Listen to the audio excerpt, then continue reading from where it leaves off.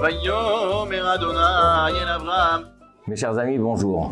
Cette semaine, nous allons aborder la troisième paracha de la Torah. La première, Bereshit, la seconde, Noach, et aujourd'hui, Lech Lecha.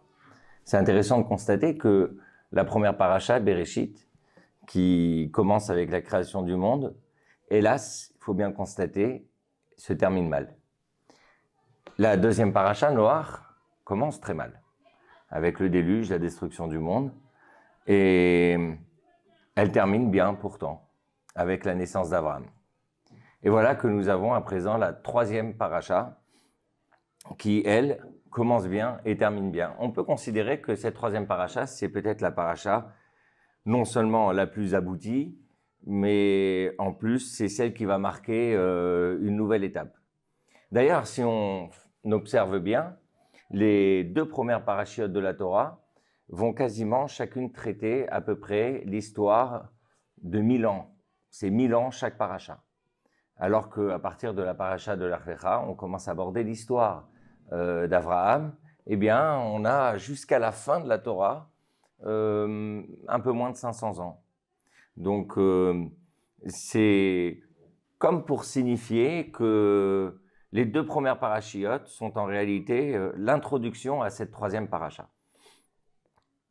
Et cette troisième paracha, qui est Lech Lecha, c'est très intéressant également de constater que son nom va non seulement marquer les premiers mots de la paracha, mais en plus vont marquer le sens même de l'essentiel de ce que constitue l'histoire même d'Abraham. En effet, Lech Lecha, c'est déjà va vers toi, va vers toi. L'histoire de la construction du peuple juif, c'est d'abord aller vers soi, aller vers une recherche profonde et intime de sa propre identité.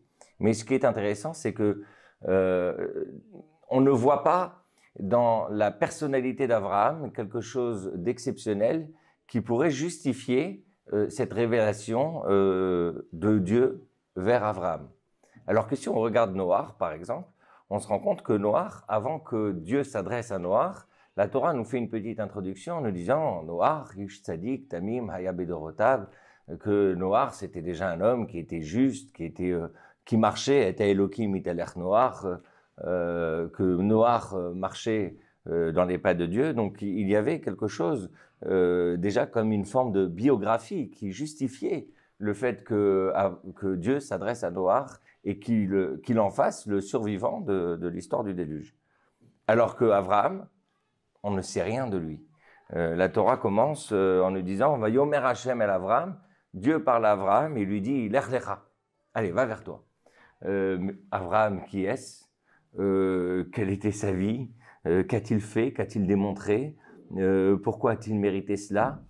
Il y a un silence qui nous oblige à réfléchir, qui nous oblige à nous interroger sur ce qui pourrait bien justifier le fait que Dieu s'adresse à Abraham de la sorte. Alors, pour expliquer cela, je pense qu'il y a quelque chose d'identitaire dans l'histoire d'Abraham. Et de la même façon que l'identité ne se justifie pas. Prenons un exemple, si je suis fils de Rothschild, je m'appelle fils de Rothschild. Mes enfants savent par contre que eux ne sont pas les enfants de Rothschild. Mais si ça avait été le cas, eh bien, il n'y a rien à justifier. C'est un fait, c'est une réalité. Il y a quelque chose d'identitaire dans cette détermination du nom, dans la façon dont une personne se présente. Eh bien, quelque part, la Torah veut nous dire quelque chose de très essentiel. C'est que si Noach a mérité d'être sauvé par ses propres mérites, parce qu'il a fait ses preuves, parce que c'était un tzaddik, c'était un homme juste, il n'a pas été corrompu comme les autres de sa génération. Eh bien, lui, Noach, il a eu besoin de justifier de son statut de survivant. Abraham, non. Abraham n'a rien à justifier. En vérité, Abraham, c'est le premier à être choisi. Certes, si on regarde le Midrash et qu'on essaye d'analyser et on observe son histoire qui a précédé la déclaration et la révélation de Dieu vers Abraham, oui, le Midrash raconte qu'Abraham a fait beaucoup de choses, qu'il a été le révélateur du monothéisme, qu'il a déjà traversé quelques épreuves et qu'il les a surmontées. Et c'est ce qui justifie justement le fait que Dieu s'adresse à lui. Mais puisque la Torah laisse sous silence toute cette histoire, c'est bien la preuve que fondamentalement, il y a en Abraham quelque chose qui dépasse le mérite qu'il a pu avoir par le fait d'avoir traversé ces épreuves. Et qu'est-ce qui est si essentiel qu'il puisse faire de lui Abraham? Eh bien, je dirais le fait que Dieu se révèle à lui. Rien de plus. C'est la raison pour laquelle Abraham est le père du peuple juif. C'est le premier des patriarches. Parce qu'ici, c'est l'histoire de l'identité juive qui va commencer. Et si on doit poser la question « qu'est-ce qu'être juif ?»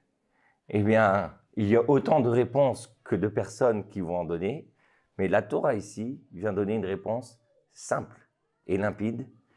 Le fait que Dieu s'est adressé à Abraham, c'est ce qui a justifié le fait qu'il est le père, qu'il soit le père du peuple juif.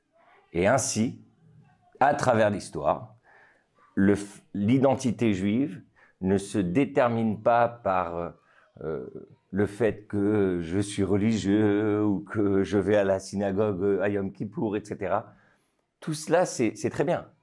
Mais l'identité est quelque chose de bien plus profond qui se réfère tout simplement à l'idée que Dieu se soit révélé à Abraham et que cette révélation perdure à travers l'histoire dans chacun de ses enfants.